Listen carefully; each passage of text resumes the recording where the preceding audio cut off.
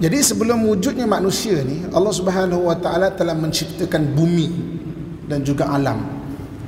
Jadi dan di muka bumi ini ada makhluk-makhluk kan, yang lain-lain, ada haiwan, ada jin, ada macam manusia, tapi bukan insan yang Allah sebut dalam Al-Quran. Sebab itu dalam surah Al-Baqarah ayat yang ke-30, kita tuan salinkan ayat dan surah, nanti boleh rujuk. Jadi Allah Subhanahu wa taala menyebut, wa iz qala rabbuka lil malaikati inni ja'ilun fil ardi khalifah. Dan ketika Allah berkata kepada malaikat, aku ingin jadikan di muka bumi ini khalifah. Jadi apa respon ataupun apa malaikat punya responlah kepada Allah kata inni ja'ilun fil ardi khalifah. Maka malaikat kata apa? Qalu ataj'alu fiha may yufsidu fiha wa yasfikud dima. Kenapa ingin menjadikan satu makhluk yang akan membuat kerosakan dan akan menumpahkan darah? Jadi diceritakan malaikat berkata, kenapa nak jadikan manusia yang menumpahkan darah dan membuat kerosakan, sedangkan kami ini sentiasa bertasbih kepadamu. Maka apa kata Allah? Inni a'lamu ma la ta'lamun. Aku ni tahu dan kau tak tahu. Allah jadikan. Jadi macam ada macam manusia, tapi bukan insan yang Allah bukan insan Allah Subhanahu wa taala sebutkan. Jadi tuan-tuan sekalian, jadi ada satu kajian, tuan-tuan salin nama buku ni, salin dia punya penulis dia, bagus untuk jadi kita punya knowledge review. Kita ni apabila belajar, bagusnya kita pun belajar dengan mengenal buku-buku atau kitab-kitab yang ada, dan tuan-tuan kena baca juga. Jangan maksudnya dengar macam itu saja semata-mata. Ada satu buku tu tajuknya Sapien. Sapien, nanti kejap lagi pergilah Google dulu kan, bukan belajar dengan Google, sebagai knowledge awal sebelum kita cari pada sumber yang lebih dalam lagi. Karangan daripada Yuval Noah Harari. Yuval Noah lah sebenarnya, Noah Harari, Sapien.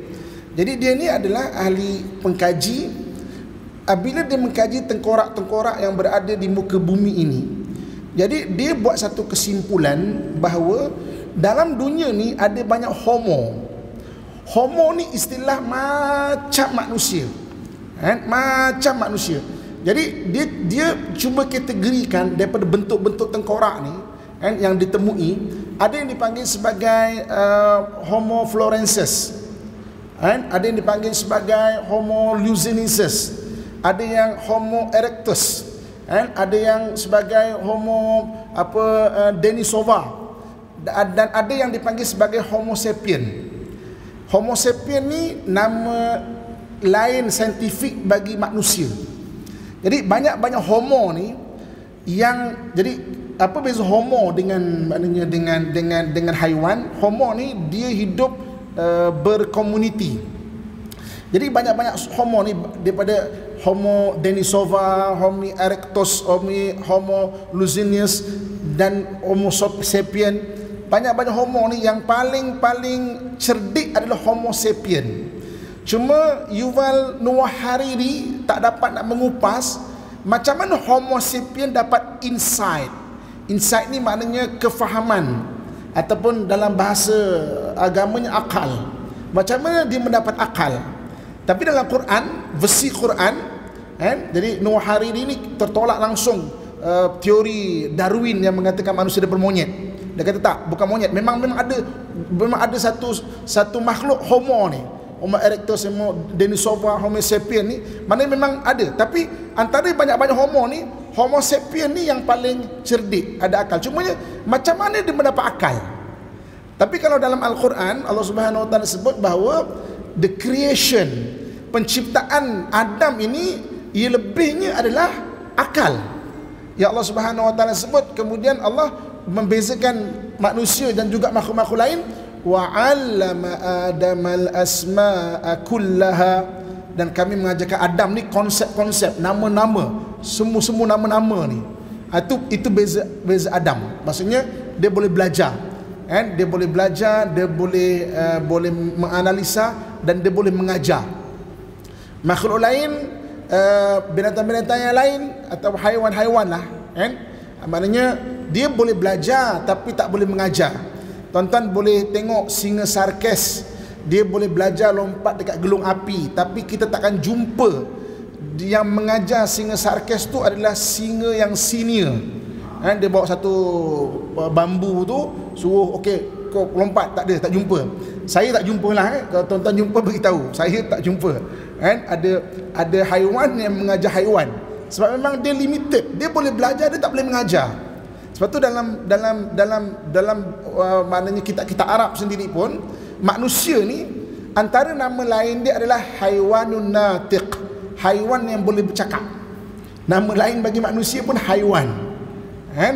Jadi maknanya pencipta manusia ni, ini hebatnya. Jadi kalau dalam Quran dia jelas bahawa Allah ciptakan Adam di satu tempat, kemudian Allah letakkan akal. Kemudian Allah Subhanahu Wa Taala bersebut, kan? Maknanya kisah di syurga semua kita tahu. Tak payahlah saya cerita secara detail ya. Kemudian Adam dia buat kesalahan di syurga dengan takdir Allah, dan Allah turunkan dia ke muka bumi ini sebagai jalan macam dia turun ke muka bumi ini, ya. Atau Allah kata ihbitu minha jami'a, turun kamu semuanya. Kalau dalam beberapa kitab tafsir disebut yang diturunkan 4. Adam, Hawa, syaitan, dan juga ular. Apa hal tiba-tiba ular ada dalam cerita ni? Ular yang menyelinap masukkan syaitan tu balik ke syurga. Itu dalam kitab tafsir lah, maknanya ular diturunkan. Adam diturunkan di Silan sebagai ahli sirah. Kalau Silan tu sekarang dia Sri Lanka lah. Dekat Sri Lanka tu ada satu bukit dia panggil Adam Peak. Ada tapak kaki Nabi Adam, jejak Rasul pernah buat, maknanya dokumentari di sana. Hawa diturunkan di Jeddah. Di Jeddah. Jeddah tu sendiri namanya adalah Jaddah, iaitu nenek. Tuan-tuan kalau pergi umrah, jangan pergi duduk bershopping aja. Dekat Jeddah tu minta orang hantar pergi tengok kawasan perkuburan Sayyidatina Hawa. Ada dekat dengan Corniche. Ini dipilih antara Corniche ke Melawat ke, kita pilih Corniche. Corniche tu tempat shopping lah, kan? Shopping beli tu, shopping banyak tempat boleh, tapi sejarah kat situ je ada. Pergi ajak kita punya mutawif tu, dia ada di Jeddah, makam Hawa. Ular diturunkan di bahagian-bahagian Afrika. Syaitan diturunkan di Babil. Babil tu Babylon lah sekarang. Itu pandangan beberapa ulama sirah dan ulama tafsir. Wallahu a'lam bissawab. Tapi diturunkan. Maknanya ihbitu minha jami'a, turun kamu semuanya. Okey, soalannya adalah bila Adam diturunkan? Bila Adam diturunkan? Paling tidak pun 8,000 tahun sebelum Masihi. Mungkin lebih awal daripada itu. Jadi tarikh 8,000 tahun sebelum Masihi mengikut sebagian ahli sirah, dia mempunyai kesamaan dengan ahli ekologi. Ahli ekologi dia berpendapat penempatan pertama manusia, penempatan betul-betul penempatan, bukan gua-gua ni, penempatan betul-betul manusia adalah di kota Jericho. Salin nama Jericho. Jericho ni dalam bahasa Inggeris, dalam bahasa Arab dia Arihah. Jericho sekarang berada di Palestin. Sebab tu Jericho tu dia adalah the oldest and the lowest city in the world. The oldest city in the world. City ataupun bandar paling tua di muka bumi, dan paling rendah di muka bumi. Sebab dia 420 meter daripada paras laut. Itu balik pada kisah Nabi Lut alaihissalam, tempat yang maknanya diterbalikkan bumi itu, kaum dia kena dihenyak. Di situ kawasan yang paling rendah di muka bumi. Jadi dia selaras dengan ahli ekologi. Tapi wallahu alam, mungkin sebelum daripada itu lagi. Okey. Baru ni ditemui satu jenazah dekat dekat Kelantan, kan, yang paling terkini lah, kan, nek apa tah, saya pun tengok nama tu kan, dekat Gua Musang tu, kat Gua Kelidong apa tu. Jadi dikaji struktur kulitnya 14,000 tahun sebelum Masihi. Mungkin juga mana generasi Adam, ataupun dia adalah macam manusia tapi bukan insan yang Allah sebut, the homo yang lain ni, kan, bukan homo sapien tu, bukan manusia, bukan insan yang disebut perak men 11,000 tahun sebelum Masihi. Kalau tarikh Adam tu memang lebih kurang 8,000 tahun sebelum Masihi, maknanya macam Adam tapi bukan insan yang Allah sebut dalam Al-Quran tu. Okey tuan-tuan sekalian,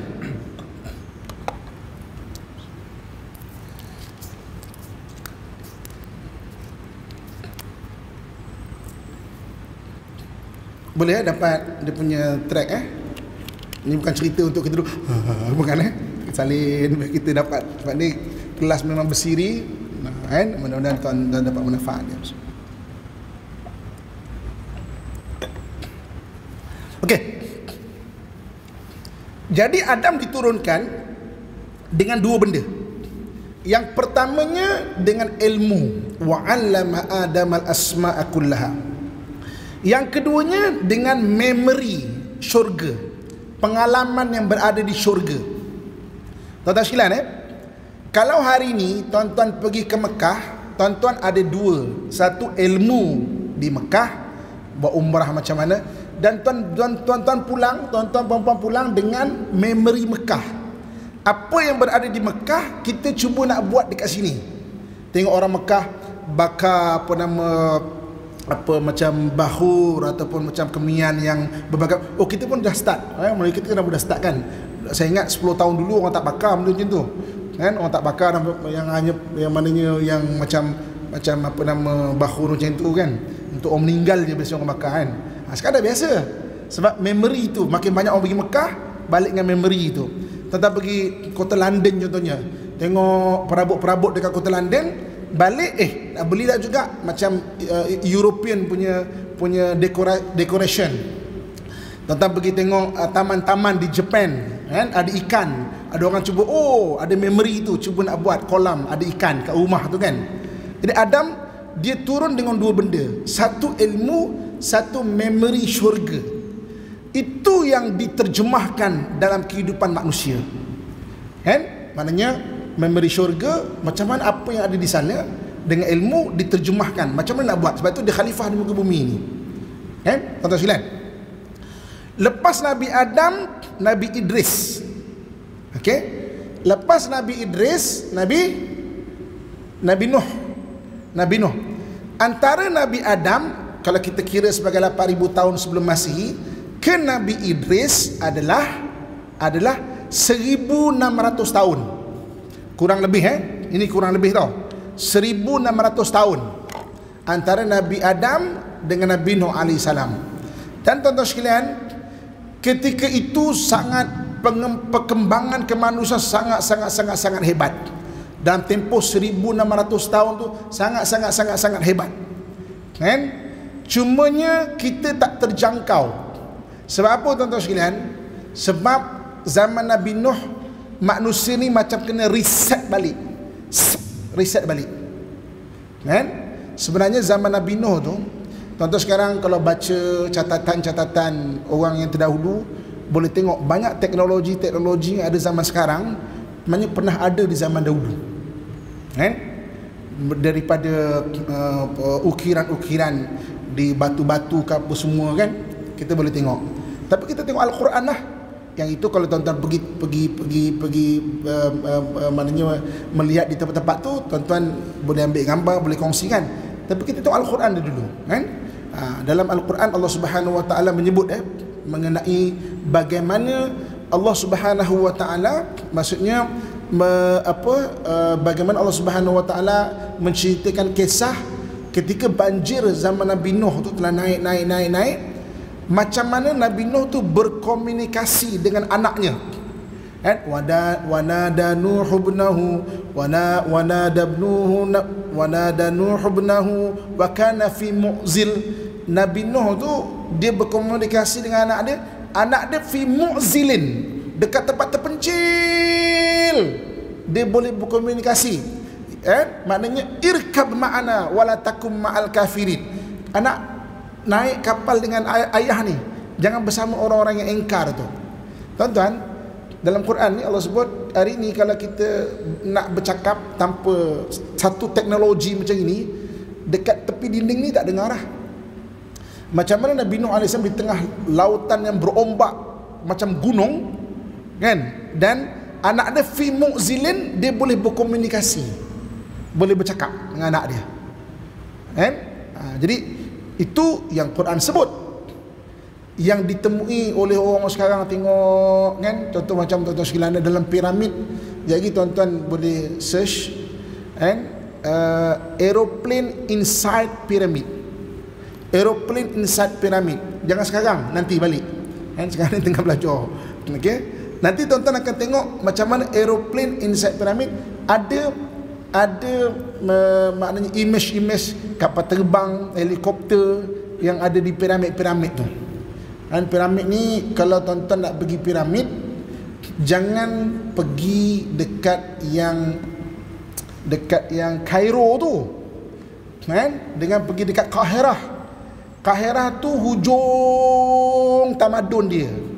Yang awal tamadun ni yang dekat dengan Sudan, dia panggil Luxor ataupun Aswan. Dekat situ tuan-tuan boleh tengok piramid-piramid yang dalamnya macam-macam cerita tentang orang-orang terdahulu kan. Dia bermulanya yang zaman Firaun, zaman Nabi Musa tu, dia bukan yang dekat Kahirah tu kan, dia yang dekat awal tu, yang dekat Aswan atau dekat Luxor tu. Dia dekat dengan sepadan Sudan. Sekejap lagi pergi tengoklah peta dia maknanya kat situ yang banyak sangat piramid-piramid yang pelik-pelik di situ. Okey. Jadi tuan-tuan sekalian, zaman Nabi Nuh AS, manusia ni dia terlalu maju sangat sampai dia tak perlukan Tuhan. Jadi Allah reset balik bumi ni. Manusia tu macam yang tinggal cuma 80 orang mengikut sebahagian ahli sirah kan, 40 lelaki 40 perempuan kan. Jadi yang lain semua tenggelam dengan banjir. Dan manusia ni tidak ada catatan mengenai manusia itu. Zaman itu dipanggil sebagai Ubaid period. Nanti kejap lagi pergi search Ubaid period. Ubaid period itu istilah untuk manusia tidak ada catatan dia. Ubaid period, dia tak ada catatan dia. Tuan-tuan sekalian jadi tak ada siapa tulis mengenai manusia ni, dan kita tak tahu apa jadi pada manusia. Kemudian barulah wujudnya satu tamadun yang pertama yang dicatatkan ada tulisan, iaitu tamadun Mesopotamia. Okey, Mesopotamia ni dalam 3500 tahun sebelum Masihi lah. Maknanya kalau 3500 tahun sebelum Masihi, Nabi Nuh AS 6500 tahun sebelum Masihi, manusia hilang catatan dia kurang lebih 4000 tahun tau. 4000 tahun tidak ada catatan mengenai manusia. Hilang manusia. Barulah orang Mesopotamia tu dia ada catatan dia mengenai manusia. Tamadun kedua kemudiannya Mesir lama, Egypt. Itu lebih kurang 3000 tahun sebelum Masihi, 2500 tahun sebelum Masihi. Itu Egypt. Jadi maknanya Mesopotamia dan Egypt. Itu yang diketahui lah. Yang tidak diketahui wallahu alam. Itu antara tamadun-tamadun yang awal, 3500 tahun sebelum Masihi. Kemudian pendekkan cerita, Nabi Ibrahim ni duduknya di mana? Dia kurang lebih 1800 tahun sebelum Masihi. Nabi Ibrahim tu 1800 tahun sebelum Masihi. Okey. Saya nak ringkaskan dulu mengenai yang pertama ni, tajuk pertama kita mengenai manusia ni iaitu tajuk pertama kita mengenai manusia. Kemudian zaman Nabi Isa AS 1 Masihi. Kemudian Nabi kita Muhammad SAW. Nabi Muhammad lahir pada 570 Masihi. 570 Masihi. Tuan-tuan muslimin muslimat sekalian, Nabi Nabi Muhammad lahir 570 Masihi. Okey. Tuan-tuan, Nabi Muhammad adalah satu-satunya nabi selepas Nabi Adam yang dapat dua benda ni juga. Satu ilmu, yang kedua memori syurga. Sama macam Nabi Ibrahim. Sama macam Nabi Adam AS. Dia dapat dua-dua benda ni. Dia dapat memori syurga dan dia dapat ilmu. Al-Quran tu diturunkan pada Nabi kita Muhammad SAW. Sebab itulah daripada hadis-hadis Nabi SAW dan ayat-ayat Al-Quran terbitnya asas-asas sains yang luar biasa, tuan-tuan sekalian. Asas-asas sains yang cukup luar biasa. Dalam Quran penuh sains. Dan tuan-tuan, sains moden sekarang ni semua berdasarkan daripada ahli saintis Islam. Kita bukan claim sebab kita orang Islam, tapi sejarah tu tak boleh nak dipadamkan. Orang pertama yang menjumpai nombor kosong sebagai nombor matematik adalah orang Islam. Nombor kosong sebagai nombor matematik. Ada nombor kosong dekat Sanskrit, tapi bukan sebagai matematik. Jadi kalau nombor kosong sebagai matematik, akan wujudnya -1, -2, -3. Sebelum tu orang tak boleh ulas banyak benda, sebab tak ada huruf kosong dalam matematik. Al-Khawarizmi nama dia. Itu belum Ibn Sina, itu belum Ibn Haytham, itu belum Al-Batani dan sebagainya. Daripada hadis Nabi, daripada ayat Quran. Tuan-tuan tolong salin lagi nama ni. Okey. Ada satu orang ni orang kurun ke-19 lah. Namanya Dr. Maurice Bucaille. Tuan-tuan salin je lah janji bunyi. Maurice Bucaille. Maurice Bucaille ni dia pengarang buku Bible, Al-Quran and Science. Dia pernah bersumpah, dia kata dia ni etis. Aku kaji Bible, aku akan buktikan Bible tak ada sains. Dia berjaya buktikan. Dia lepas berjaya buktikan, dia beralih kepada Al-Quran. Dia kata, aku bersumpah aku akan buktikan Quran tak ada sains. Makin kaji Al-Quran, makin jumpa sains dalam Al-Quran. Masuk Islam dia. Nama dia Dr. Maurice Bucaille. Sebab apa? Sains-sains dalam Al-Quran. Ada satu Dr. Tajasin, pakar kulit dunia ni, dermatologi. Dia masuk Islam sebab apa? Ayat Al-Quran yang menyatakan ketika Allah Subhanahu Wa Taala bakar manusia di neraka, yang pertama diganti balik adalah kulit. Sebab apa kulit? Bukan daging. Sebab apa kulit? Bukan tulang. Yang ada rasa sakit kita ni adalah kulit, tuan-tuan sekalian. Kulit ni ada rasa sakit. Masuk Islam dia, Dr. Tajasin. Salin nama dia. Janji bunyi dulu, nanti tuan-tuan akan dapat cari. Saya dulu 15 tahun dulu tak jumpa ceramah-ceramah dia dekat YouTube ke apa, tapi akhir-akhir ni ada dah jumpa. Dia cerita mengenai Al-Quran, sains. Jadi nak ceritanya maknanya asas sains moden ni berdasarkan Al-Quran. Sebab Nabi adalah orang kedua yang dapat memori syurga. Mana Nabi dapat memori syurga ni? Nabi dapat dari mana? Peristiwa Isra' dan Mi'raj. Nabi Adam memang daripada sana lah, peristiwa Isra' dan Mi'raj, dan juga Al-Quran. Tuan-tuan sekalian, daripada zaman Nabi kita Muhammad SAW sampai kita sekarang, dia punya berapa tahun lamanya? Nabi Muhammad sampai kita berapa? 1400. Kalau hijrah tu 1445 kalau hijrahnya lah. Tapi sebelum tu lagi Nabi dapat Al-Quran tu. Mana 1400 tahun dekat 1500 tahun lah. Tuan-tuan boleh tengok 1500 tahun daripada zaman Nabi yang dapat Quran dan memberi syurga tu, macam ni punya teknologi. Ada lampu, ada elektrik, ada kapal terbang, ada apa. Kalau nak tahu macam mana majunya zaman Nabi Nuh AS, tuan-tuan kena tunggu 100 tahun lagi lah. Sebab antara Nabi Adam ke Nabi Nuh tu 1600 tahun. Nabi Muhammad ke kita baru 1400 tahun lah, 1500 tahun. Mana bukan 100 tahun lebih, kita akan sampai macam mana teknologi zaman Nabi Nuh AS. Sebab itu tuan-tuan boleh bayang tak, kenapa Nabi Nuh alaihissalam sebagai ulul azmi, Nabi yang sangat-sangat kuat. Ulul azmi ada 5 kan, tapi dia tak lawan individu. Ulul azmi yang lain semua lawan individu. Nabi Ibrahim lawan Namrud, Nabi Musa lawan Fir'aun, kan? Nabi Isa lawan Herod, kan? Nabi kita Muhammad ada Abu Jahal. Tapi Nabi Nuh lawan siapa? Dia lawan satu kaum dia. Sebab satu kaum sangat sombong, kan? Satu kaum engkar. Tuan-tuan, kita baru 1400 tahun dah maju macam gini. Tuan-tuan tengok tak dekat luar ada orang tak percaya Tuhan, ada orang yang sombong dengan Tuhan, kan? Sebab orang sekarang dengan teknologi dah macam-macam boleh buat. DNA pun boleh diubahnya, tuan-tuan sekalian.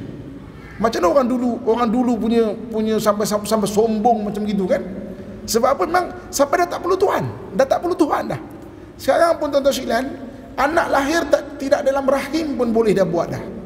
Anak lahir dalam tabung uji pun boleh dah, kan? Sampai macam tu sekali, kan? Maknanya ilmu tu sampai dia tak perlukan Tuhan. Dia terlalu sombong. Dan sekarang pun ramai orang terlalu sombong, tak perlukan Tuhan.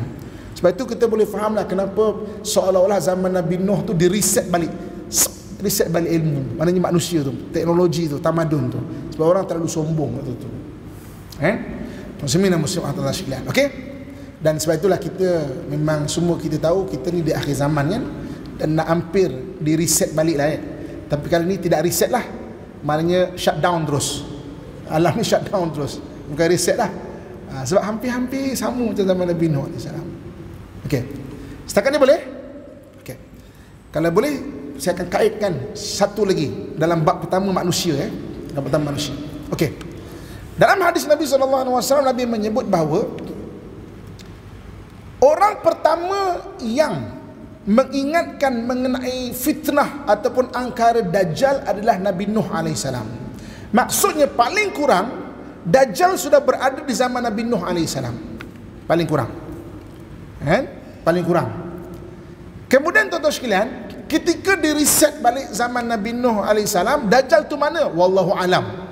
Tak ada seorang pun boleh cerita Dajjal tu mana. Cuma Nabi kata orang yang pertama mengingatkan kaum yang Dajjal adalah Nabi Nuh AS. Kemudian cerita Dajjal ni keluar balik, dan Nabi-Nabi cerita pasal Dajjal yang memang banyaknya ketika satu orang sahabat bernama Tamim Ad-Dari. Tamim Ad-Dari ni dia grup nelayan. Mana tanah Arab ada nelayan? Ada, tuan-tuan sekalian. Kalau tuan-tuan tengok tanah Arab, kan semenanjung tanah Arab, kan dia macam semenanjung tanah Melayu, Kalau kita tengok peta macam ini, sebelah kiri ni laut Merah, sebelah sini kan Teluk Parsi, sebelah sini Laut Merah. Dia daripada sekitar Yambuk, salin nama dia.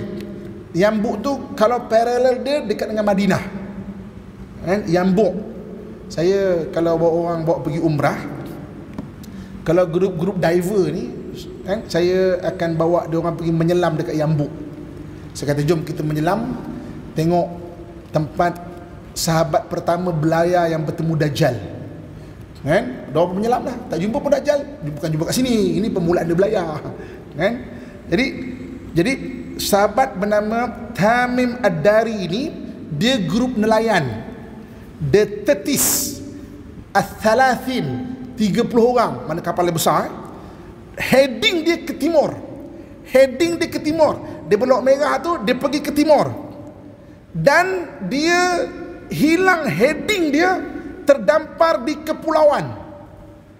Di situ tiba-tiba dia bertemu satu makhluk bernama Jassasah. Jassasah ni makhluk yang apa nama? Makhluk yang berbulu, yang dia tak tahu mana ekor mana pangkal. Tiba-tiba Jassasah tu bangun, bawa dia masuk ke satu gua, nengok orang yang sangat besar berantai. Orang itu memperkenal diri dia adalah Dajjal. Dan kalau mengikut perawian Tamim Ad-Dari, orangnya tinggi, tak macam kita, tuan-tuan sekalian. Tuan-tuan, orang yang tinggi-tinggi, kalau ikut mana perawian hadis ahli sirah, Nabi Adam tu tinggi, 60 hasta. Kemudian zaman Nabi Nuh tu masih tinggi. Ubaid period peralihan manusia tu jadi kecil-kecil macam kita ni. Lepas tu kalau tengok jasad Firaun yang berada di Mesir, besar-besar kita je tuan-tuan kan.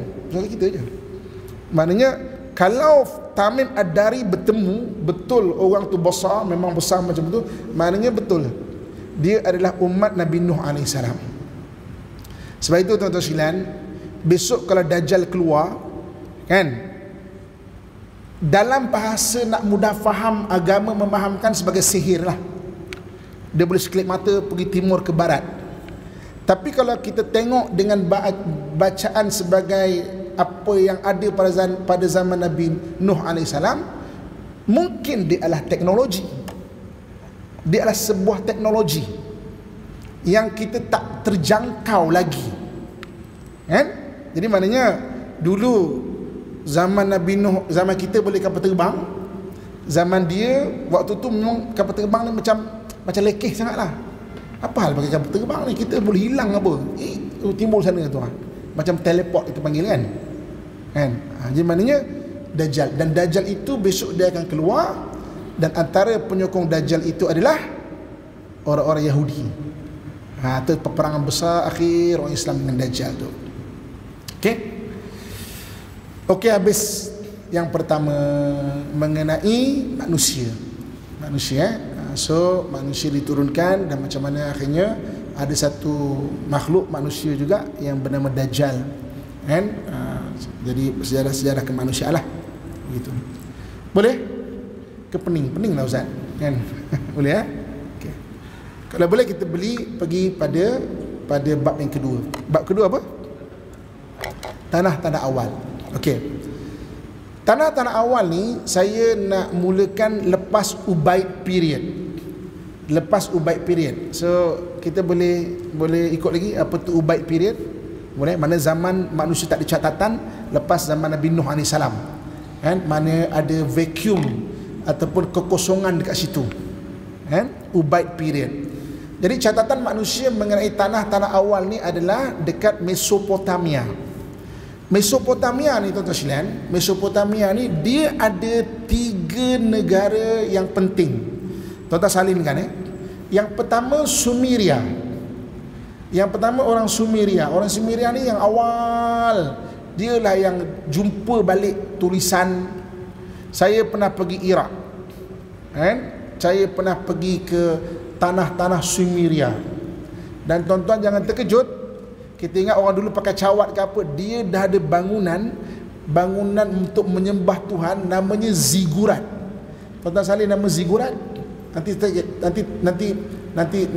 cari apa tu zigurat. Zigurat tu macam piramid untuk menyembah Tuhan. Batu bata dah dibuat waktu zaman tu kan? Itu Sumeria tau. Itu belum lagi zaman Nabi Nuh AS.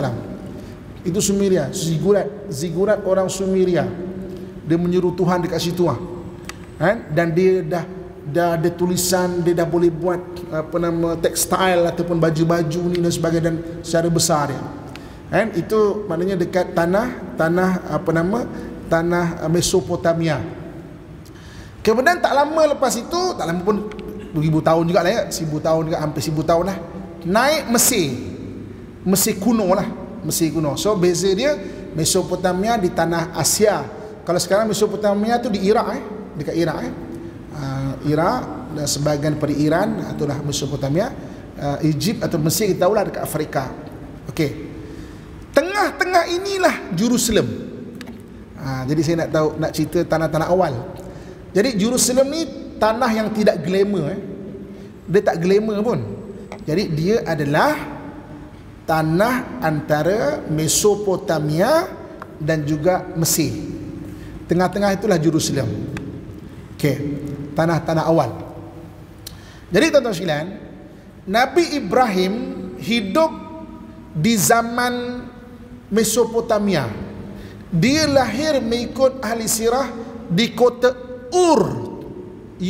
kota Ur. Kota Ur tu bahagian bawah Mesopotamia, orang Sumeria. Kota Ur, itulah Nabi Ibrahim AS. Kita tahu cerita dalam Al-Quran, dia lawan Namrud. Jadi orang-orang sejarah cuba cari Namrud ni istilah untuk raja. Dia macam Firaun. Firaun tu istilah raja. Namrud ni istilah raja. Namrud yang mana yang lawan Nabi Ibrahim alaihissalam. Jadi setengah ahli sirah kata dia adalah siapa? Siapa ingat? Gilgamesh. Salingkan nama Gilgamesh. Kan? Dia adalah Gilgamesh. Sebab kalau ikut antara raja-raja Sumeria yang ada benda-benda sihir ni, Gilgamesh lah. Gilgamesh. Jadi mana dia, tapi wallahu alam, itu antara pandangan ahli sirah. Dia dibaling di api, kemudian lepas 40 hari keluar balik, itu di Ur. Habis dia selamat daripada Ur, dia pun aku tak boleh duduklah dekat tamadun Mesopotamia ni, nak pergi ke Mesir. Dari Mesir itulah berjalan, jumpa Siti Sarah dekat tengah-tengah sekitar Jerusalem. Jadi Jerusalem dah ada penduduk awal. Dia bukan orang Yahudi. Orang Yahudi tak wujud lagi waktu tu. Kan? Dia di situlah. Kemudian daripada Jerusalem dia berulang alik pergi ke Mesir. Dekat Mesir itulah dia berkahwin dengan Siti Hajar. Jadi Siti Hajar ni orang Mesir. Saya tahu orang Mesir. Jadi orang Mesir ni dia bangga ada 2 orang perempuan yang menjadi 2 isteri Nabi. Satu isteri Nabi Ibrahim iaitu Siti Hajar, satu lagi isteri Nabi kita Muhammad sallallahu alaihi wasallam. Kan? Isteri Nabi kita Muhammad iaitu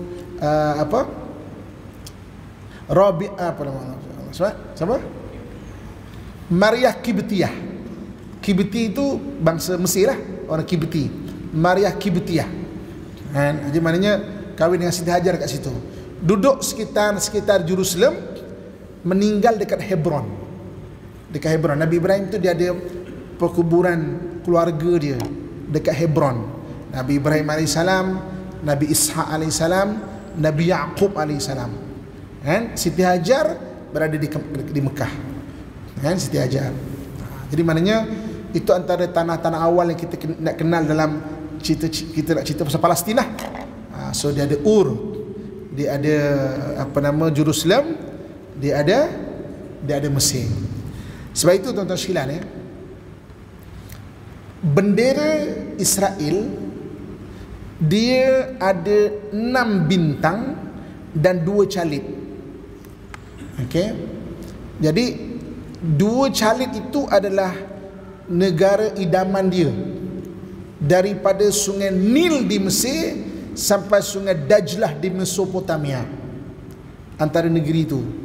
Jadi antara Mesir dengan Dajlah itu dia ada 6 buah negara sekarang. Ada 6 buah negara sekarang. Dia ada Mesir, dia ada Palestin, dia ada Jordan, dia ada Syria, dia ada Lebanon, dan dia ada Iraq.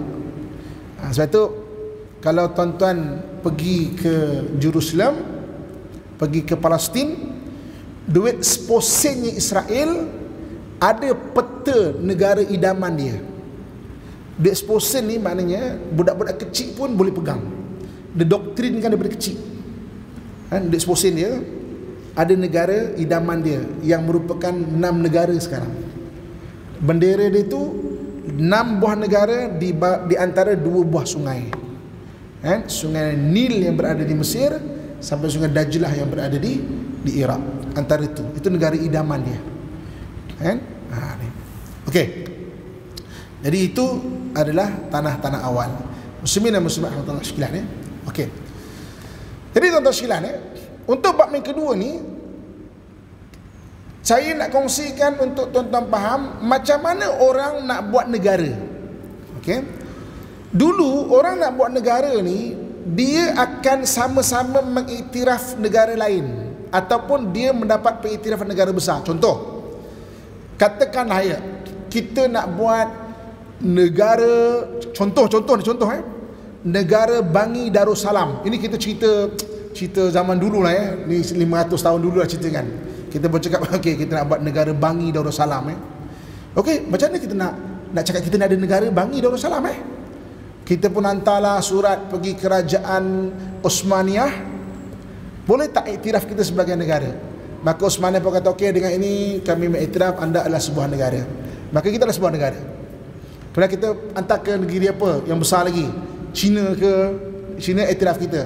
Kita hantar ke Melaka ke, Melaka iktiraf kita. Maka kita adalah negeri Bangi Darussalam, contoh. Kan? Macam mana negara nak buat sebuah negara.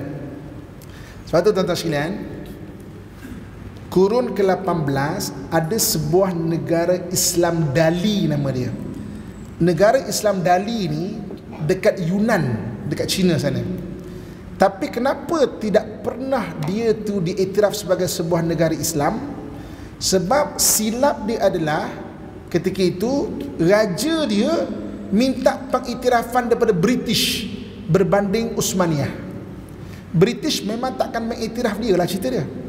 Maka sampai akhirnya dia tidak diiktiraf sebagai sebuah negara, kemudian dia diserang oleh negara bukan Islam. Dia negara Islam Dali. Tuan-tuan cuba search negeri Islam Dali dekat Yunan, dia dekat Yunan ya. Jadi maknanya memang raja dibunuh, rakyat semua dijadikan hamba, banyak yang lari ke arah ke bahagian-bahagian selatan Thailand dan masuk sampai ke semenanjung Tanah Melayu. Sebab itu kalau tuan-tuan punya atuk-atuk pernah cakap kita ni keturunan Cina mana tuan-tuan daripada kalau maknanya betul Cina tu, maknanya daripada keturunan kerajaan Dali yang berada di Yunan. Dan kalau ikut sejarah dia turun sampai ke Kelantan semua tu. Antara mana semenanjung kita Tanah Melayu ni. Kan? Jadi maksudnya kenapa Dali tak, kalau tuan-tuan cari pun tak, jangan jumpa lah. Sebab dia mohon pengiktiraf pada British, bukan Uthmaniyah. Macam mana wujudnya kerajaan Islam Melaka, Johor, kan? Aceh, negara Islam. Saya baru balik daripada kerajaan Islam Pontianak dekat Kalimantan. Kan? Sekarang ni tuan-tuan sekalian, tanah-tanah Melayu ni sedang melantik balik raja-raja Melayu tau. Selain daripada yang Malaysia lah, sebab Malaysia ni memang kita mengiktiraf ada raja-raja kita.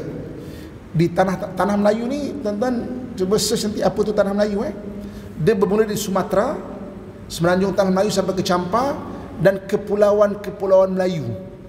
Kalimantan, kan? Begitu juga ni. Jadi ada 12 kerajaan di Kalimantan Barat telah dilantik Sultan Melayu. Diorang telah lantik balik Sultan Melayu ni.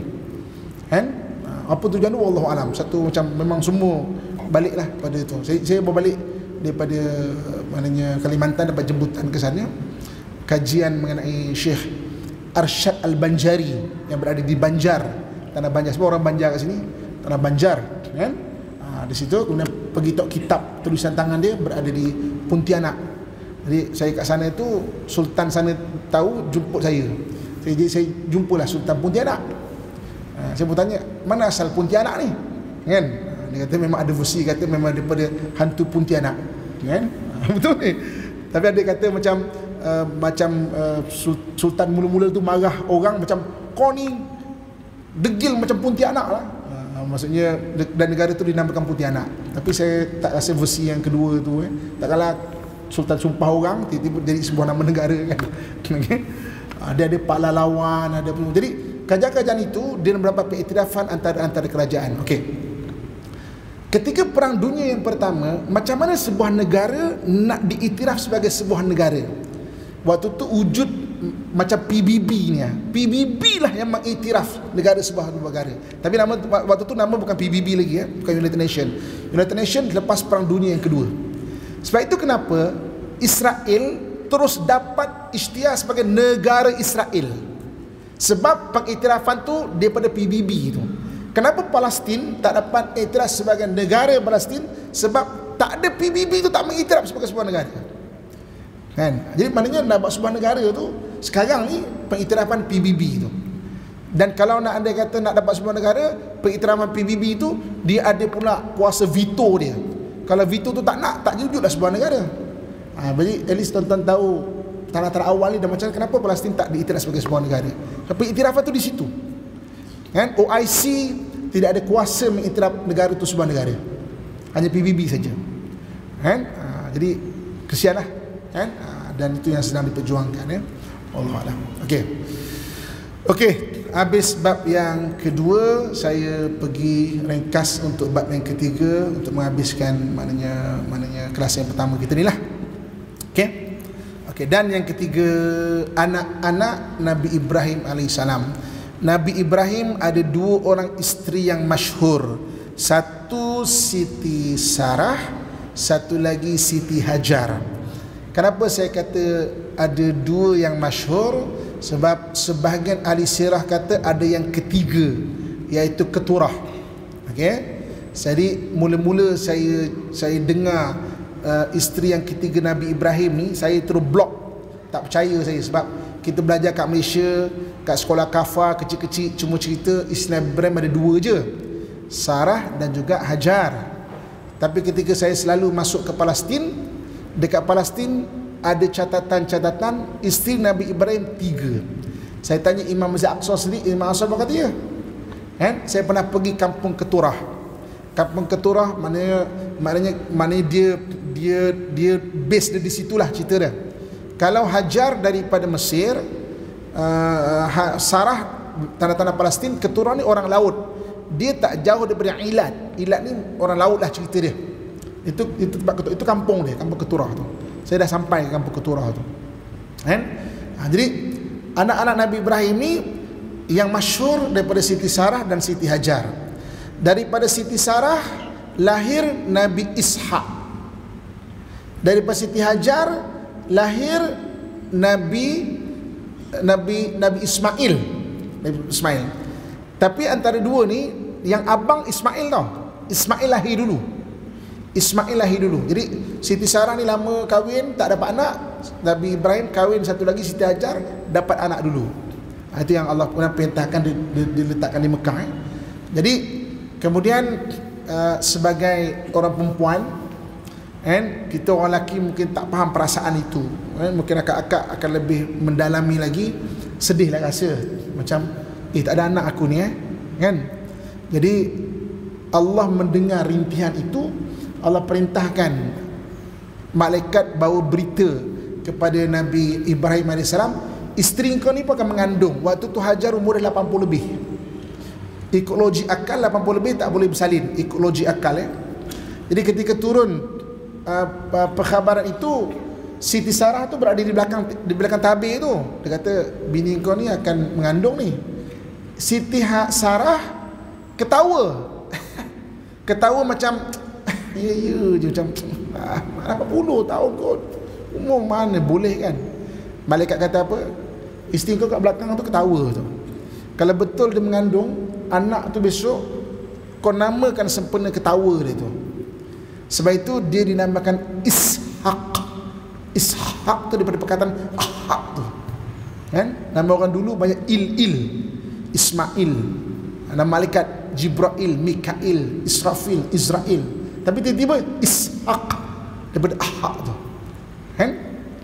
Jadi daripada Ishak dapat Nabi Yaqub. Nabi Yaqub ni nama lain dia Israel. Israel ni maknanya tentera Tuhan. Il ni makna Tuhan. Il ni makna Tuhan kan.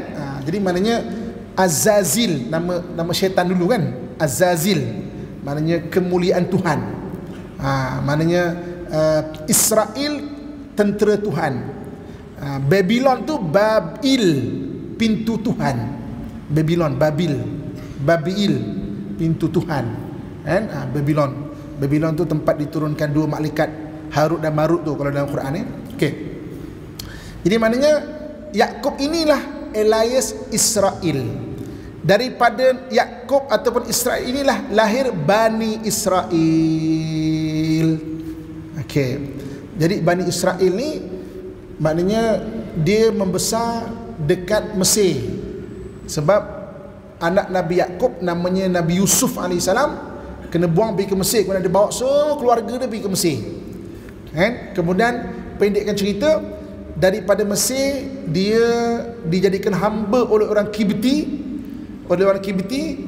Kemudian Nabi Musa AS bawa keluar daripada Mesir untuk balik ke Jerusalem. Nabi Musa AS. Jadi maknanya itu tarikh dia 1300 tahun sebelum Masihi. 1300 tahun sebelum Masihi. Okey.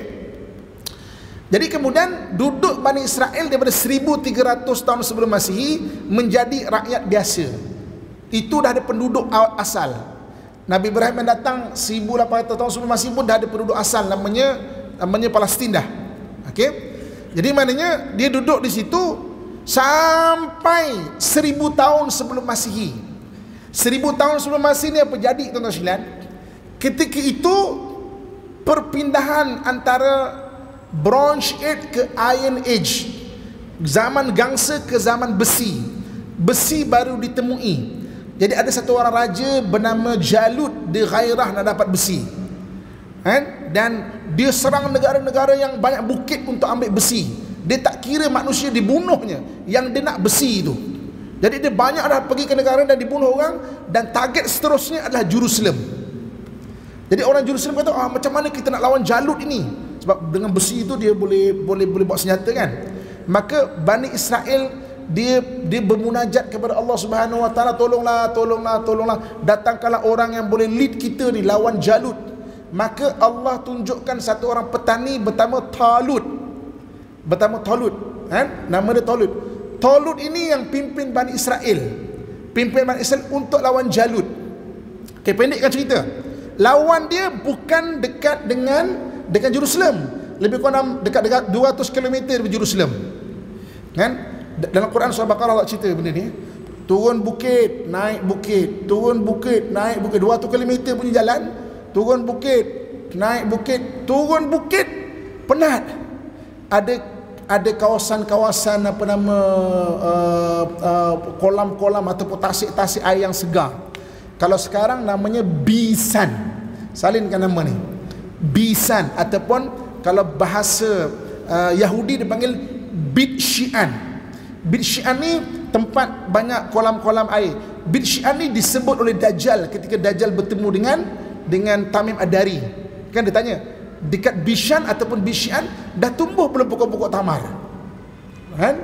Maka dia kata, Tamim Ad-Dari kata, belum, nanti akan tumbuh banyak pokok tamar kat situ. Jadi dekat Bishan tu air. Jadi ketika nampak air-air yang segar, air mineral ni, semua tentera-tentera nak minum. Maka Talut kata, jangan minum kecuali satu cedokkan tapak tangan. Tapi ramai yang minum banyak. Sebenarnya bukan satu cedokkan tapak tangan itu, tapi kekuatan mental. Nak sangat tapi tahan, kekuatan mental. Sebab kejap lagi kita akan bertemu dengan Jalut ni. Rupanya betul. Kan? Dah minum berkemah, esoknya bertemu dengan tentera Jalut. Tengok tentera Jalut memang well trained, dengan gaya, dengan semua takut. Yang minum lebih semua kata, tak boleh, ni bunuh diri ni, kita berundulah. Yang bersama dengan Talut adalah orang minum satu cedokkan tapak tangan. Kan? Sebab itu kisah ni Quran sebut. Jadi perang yang side by side dengan Talut adalah satu budak kecil belasan tahun, namanya Daud. Daud tu Nabi Daud. Kan? Maka faqatala Daud Jalut. Daud dapat membunuh Jalut sebab waktu dah sampai dekat peperangan. Jalut waktu tu dah agak cedera macam agak parah jugalah. Mengikut sebahagian daripada ahli sirah, ada kata memang tak perang dulu, tapi maknanya dah memang dah parah. Maka Talut kata apa? Daud, sekarang ni aku memang tak larat dah, harap engkau je. Dia budak belasan tahun. Maka tak apa. Talut, aku lawan dia. Lawan dia berjaya membunuh. Faqatala Daud Jalut, dia berjaya membunuh Jalut. Maka ketika itu dilantiklah Talut menjadi raja. Oleh kerana Nabi Daud tadi yang dapat membunuh Jalut, dikahwinkan anak perempuan Talut ini kepada Nabi Daud AS. Daripada ibu anak Talut dan Nabi Daud, maka lahir Nabi Sulaiman AS. Jadi maknanya itu bermulanya bagaimana orang Bani Israel jadi raja dekat sekitar Jerusalem. Itu bermula kisah Talut, Jalut dan juga Nabi Daud AS. Okey, pendekkan cerita. Kita nak habiskan ni. Saya tengok mata semua dah kelat. Okey, pendekkan cerita. Zaman Nabi Sulaiman, tentera, maksudnya kerajaan Nabi Sulaiman sangat luar biasa besar. Sebab dia bukan saja boleh perintah manusia, tapi jin, tapi haiwan, tapi maknanya berbagai-bagai lah. Kan ada jin yang jumpa Nabi Muhammad kan. Jin tu bertuankan Nabi Sulaiman kan. Waktu Nabi dapat wahyu, dia datang jumpa Nabi tu. Surah jin, baca surah jin. Qul uhiya ilayya annahu istama'a nafarun minal jin faqalu inna sami'na qur'anan ajaba. Kan? Jadi okey, Nabi Sulaiman ni sangat luar biasa dia punya kerajaan. Lepas Nabi Sulaiman wafat kan? Lepas Nabi Sulaiman wafat, kerajaannya diwariskan kepada anak dia. Terpecah dua kerajaan. Satu kerajaan Yahuda kan? Satu lagi, maknanya terpecah dua kerajaan. Satu kerajaan Yahuda, satu lagi kerajaan Israel lah. Okey, kerajaan Israel ni main dia Jerusalem. Kerajaan Yahuda ni dia bahagian utara. Bahagian utara. Okey, pendekkan cerita, saya nak kaitkan. Kerajaan Yahuda dihapuskan oleh kerajaan Mesopotamia. Iaitu kerajaan Mesopotamia daripada Mesopotamia ni dia ada Assyria, dia panggil Assyria. Kemudian kerajaan Israel dihapuskan oleh kerajaan Babylon. Babylon pun kerajaan Mesopotamia juga. Itulah berakhirnya kerajaan daripada Bani Israel. Darah-darah maknanya keturunan Bani Israel yang berada lebih kurang dalam 400 tahun je lah diorang maknanya memerintah sekitar Jerusalem itulah kan, di sekitar situ. Tapi bukan asal negara di situ. Jadi daripada lepas zaman Babylon, Israel tidak pernah ada negara sampai 1948 baru ada negara balik kan, yang diiktiraf oleh British, yang bagi kepada mereka lah daripada pengiktirafan PBB. Okey, jadi saya rasa setakat saja dululah yang boleh kita kongsikan.